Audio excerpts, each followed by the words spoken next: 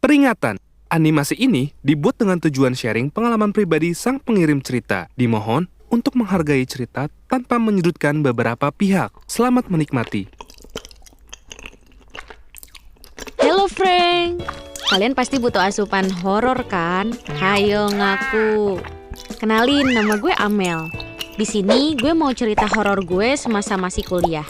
Pas tahun 2021 kemarin, kampus gue tuh lagi ngadain program KKN di Kota P. FYI, kegiatan ini berlangsung selama 1 bulan. Dari Januari ke Februari. Yang namanya KKN, pasti kita bakalan dibagi per kelompok dari macam-macam prodi. Kebetulan kelompok gue gabungan dari prodi Penjaskes, Pendidikan Bahasa Inggris, sama PGSD. Nah, kita tuh disebar di 4 pos. Dan tiap pos jaraknya jauh-jauh gitu. Udah beda desa gitu guys. Kebetulan di pos gue cuman ada 12 orang. Sedangkan di pos lain jauh lebih banyak.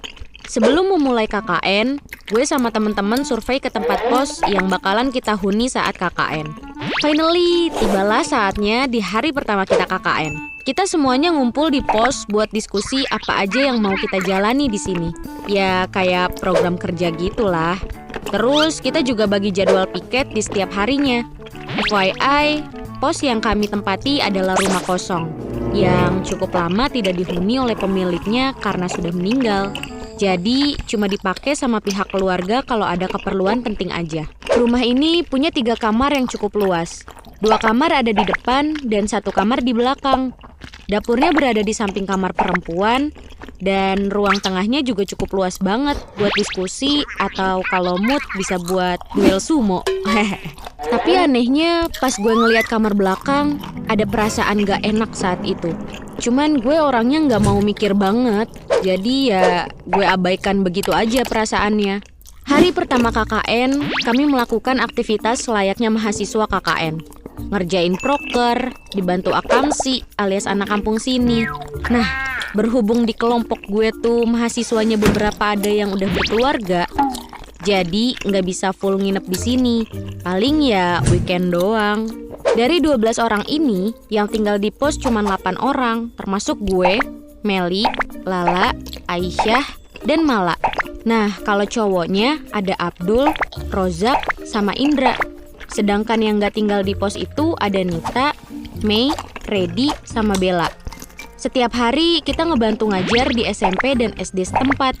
Kita juga join bantu-bantu kalau ada kegiatan warga di sini. Beberapa hari setelah tinggal di rumah ini, gue mulai ngerasain hal aneh.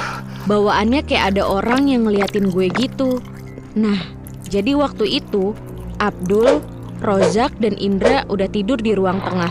Anak-anak cewek tuh udah pada istirahat di kamar. FYI, lampu ruang tengah tuh selalu dimatiin kalau pada tidur malam. Jadi pas tengah malam, gue kebangun buat sholat tahajud. Ini keadaannya gelap banget, tapi gue nggak tega ngebangunin teman-teman gue.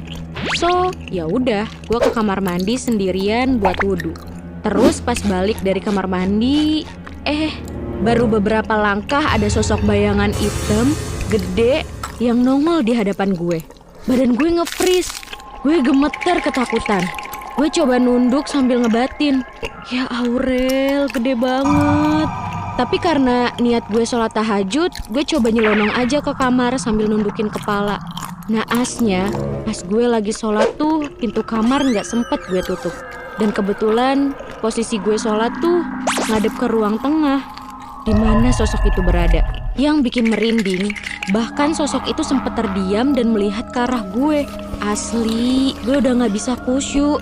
Dalam hati gue cuma pengen kelarin sholat cepet-cepet, terus tutup pintu kamar dan lanjut tidur. Gue ketakutan banget. Pagi harinya, gue gak ceritain kejadian semalam ke teman-teman. Gue takut aja kalau cerita yang lain malah jadi panik dan gak kondusif. Asal kalian tahu ya, desa ini tuh sepi banget kalau udah maghrib.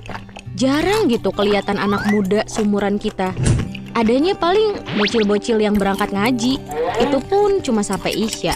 Habis itu mereka balik ke rumah masing-masing. Setelah kejadian mengerikan itu, gue udah gak pernah digangguin lagi. Ya namanya juga KKN, kalau cekcok karena beda pendapat saat ngejalanin proker itu udah biasa. Gak mungkin alus gitu-gitu aja. Di hari berikutnya, kebetulan jadwal kita sedikit. Jadi kita bisa pulang lebih awal. Bahkan kita bisa mutusin buat main-main ke Curug demi menikmati suasana di desa ini. Semuanya pergi bareng-bareng, jalan kaki tentunya. Jaraknya memang lumayan jauh, apalagi saat itu lagi gerimis. Di perjalanan, Meli nggak bisa diem, dia nyerocos mulu. Ngomong ini, ngomong itu, sampai akhirnya kita sampai di Curug. Di sini kita cukup lama menikmati pemandangan dan suasana alam. Pas pulang dari Curug, kita sempat kehujanan. Makanya neduh dulu sebentar, baru deh sorenya sampai rumah. Malam pun tiba. Seperti biasa, kami makan bersama sebelum beristirahat. Malam pun semakin larut ketika pukul 11 malam, gue sama Mala kebangun. Karena ngedenger jeritan Meli yang meraung-meraung kesakitan. Sambil megang telinganya gitu. Bahkan parahnya, dia sampai meminta pulang. Gue sama Mala jadi bingung dong. Gak tahu lagi harus gimana. Ah, sakit, sakit. Rintihan Meli. Gue sama Mala sempat mikir, apa ini karena siang tadi? Meli di Curug gak bisa jaga sikap ya? Deh. Gue berusaha nenangin dia. Pokoknya malam itu malam yang panjang banget. Kita semua anak satu pos berusaha menenangkan Meli. Keesokan harinya, Meli udah gak ngeluh kesakitan. Tapi anehnya, dia gak mau jawab setiap pertanyaan yang kita tanyain. Dia malah diem aja, gak kayak biasanya.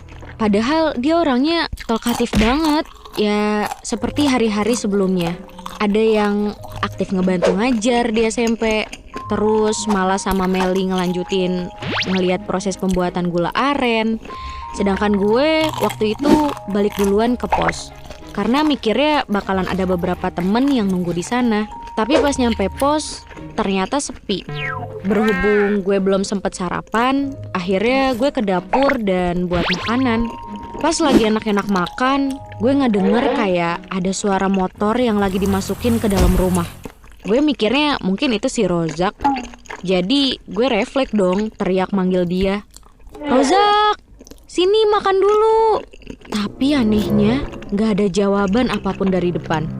Sunyi. Karena penasaran, gue jalan ke depan. Tapi sialnya, pas gue lihat ternyata pintu depan masih ketutup. Rapet woy, gak ada motor di dalam rumah. Terus tadi siapa? Tiba-tiba sekilas gue kayak ngeliat ada seseorang di kamar laki-laki. Tapi capek. Akhirnya gue lebih mentingin urusan perut. Jadi gue lanjutin makan di dapur. Tapi lama-kelamaan, kok gue ngerasa kayak ada yang ngawasin gue ya? Ini bukan dosen pembimbing kan ya? Buset, perasaan makin gak karuan. Gue buru-buru kelarin makan, terus lari ngibrit keluar rumah.